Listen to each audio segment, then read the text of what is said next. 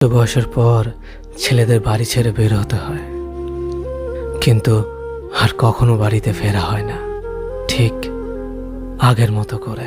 School ছুটি হলে যেমনটা বাড়ি ফিরে আসতো।